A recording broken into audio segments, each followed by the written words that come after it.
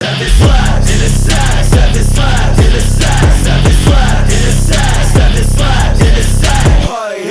your arms out, throw them all into the bag. What I'm talking about is 7 slaps in the sack, in the sack. 7 slaps in the sack, 7 slaps in the sack, 7 slaps in the sack. Hurry up, pick your arms out, throw them all into the bag. What I'm talking about is 7 slaps in the sack. Yo.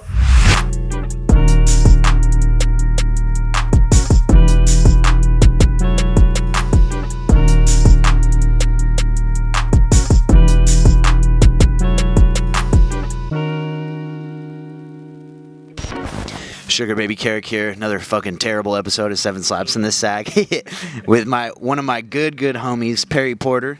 Yeah, baby. Oh yeah. Bobby Rozay, baby. He just dropped one of the best projects to come out of Seattle. I want to say, you know, it's a very, very big favorite of mine. Shout out OLDMILK as well with the production. Had to plug my guy in there one time. Shout out everybody else. It's long overdue that Perry's been on 7 Slaps. You know, better late than never. I'm gonna let him. You know, he's got a all vinyl edition. It looks like. So I'm gonna do it to him. We're gonna do it to these meatballs once again. So the first one, Kanye West. This one in particular, because one of my favorite painters, George Condo, did it. He's awesome. He is a predecessor to Picasso. So, you know.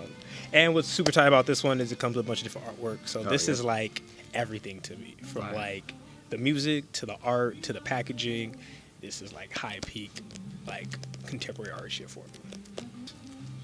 We got Speaker box level below. my dad's pretty much Big Boy, Andre, Outkast. I would say Love Below is probably my favorite. Besides, even though ghetto music with the Patty switch up, bro, fire. Yeah. Extra fire. What do you like? When I was younger, I liked Speaker box more. But definitely, like, as more of an adult now, well, even though I'm barely an adult, but now that I've gotten a little older, the Love Below for sure, especially because of, like, Andre's the Prince of, like, rap, you know? So and I fuck with Prince hella, so that kind of, like, that same, like, feeling that you get from like Prince and, like, his, like, flamboyant, like, ness or whatever, and, like, you get that from, like, Andre as well. Coriolis. When I was a kid and first found this out, this was the coolest shit. It was like anime people that make music pretty much. Jamie Hewitt is the illustrator. This is like everything, man. Like shit. I used to draw these all through fucking junior high school. Gosh, man. Just love them. They're probably going to inspire my next album. Oh, yeah. So, yeah.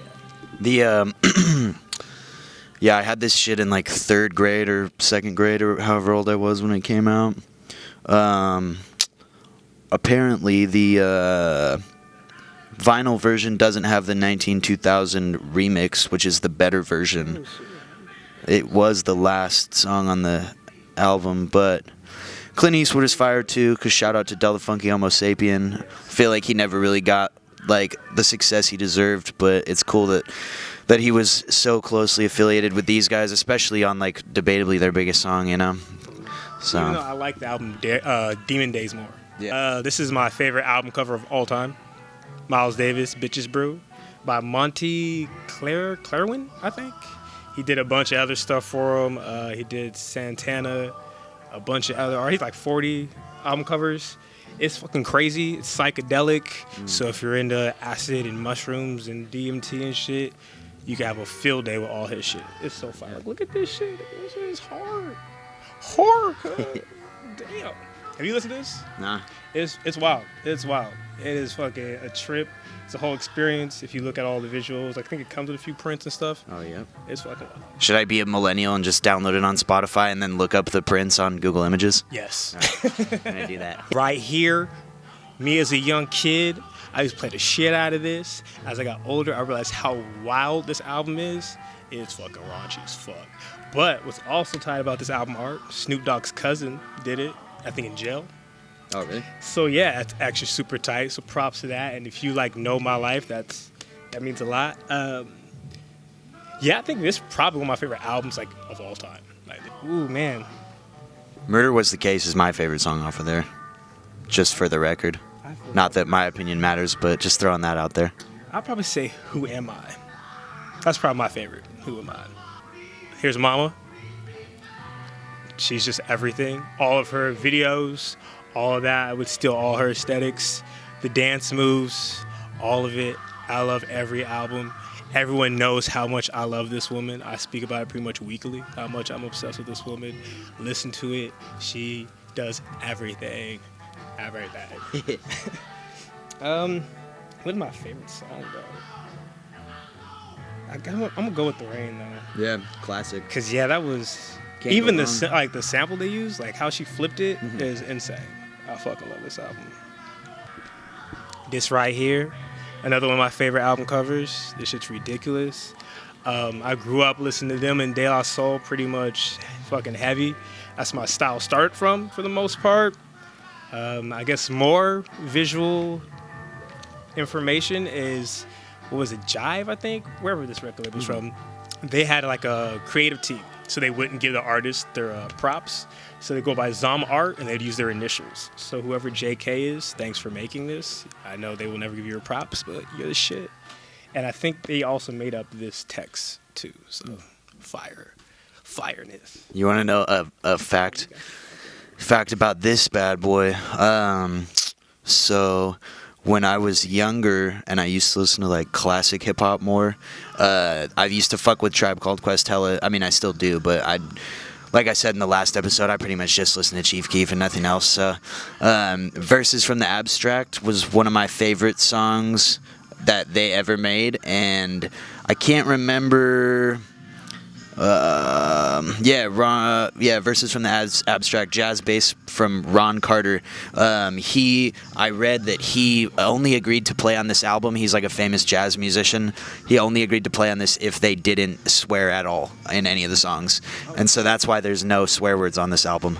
Because like QTip really wanted him to play on it, and the reason why there's no swearing is because that was his like thing, like, or whatever, if that makes sense. So. Hell yeah, okay. Dope, that's nice. You said Verses from the Abstract was your favorite? I'll probably say jazz. We got the jazz, my favorite one. That's fire to know, bro. Damn. Yeah, a little fun fact. Last but not least, Big Trouble in Little China. Right here. If you listen to my last album, Channel Surfing, you know what this is from. You know what I gotta do, baby, when I do it. Yeah. I used to get high as shit and watch Aqua Teen all the time. Every girl I dated hates this show, but they have to watch it. So Izzy watches this show all the time with me. She hates this show. So I would talk in that voice just to piss her off even more. Good. I hate that show too.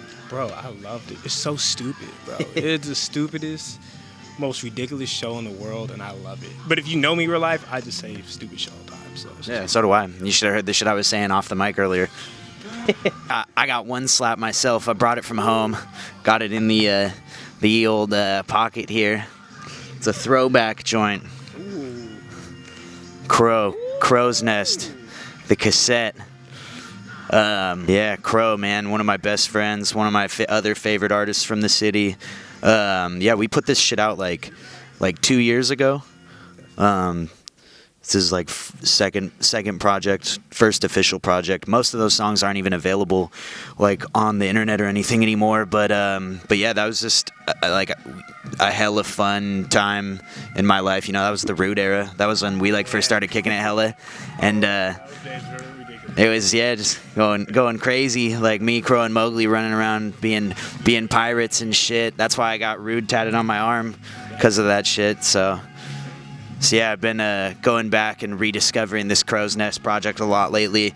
And when I was on my way here, I was like, damn, and like looking at the cassette up on my shelf, and I was like, I need to bring this one with me. You know, we do what we can over here. Shout out Perry, shout out LEXSCOPE behind the camera, shout out AP behind the guy behind the camera, back there looking at 700 copies of Alien 3. Yep, that's his favorite movie. It's his favorite movie. Perry, do you want to say anything else? I love Day One. I love myself. I love you. I love Carrot. I love Lex. I love everybody who got some motherfucking sense, who's beautiful. That's it. Bobby Ross, baby. Oh, find me at perrypaints.com. Perry Paints on Instagram. Perry Porter at Twitter. And I think that's it, right? That's it? Oh, Perry Point on Facebook. I forgot about Facebook. I don't really use that. Shout out AP for using Facebook. Shout out AP for using Facebook. Shout out Lee Hazelwood for providing the soundtrack. I paid him $100,000 to make the soundtrack to this episode. You know, fucking we're rich now. We're big time. That being said, We out. yeah.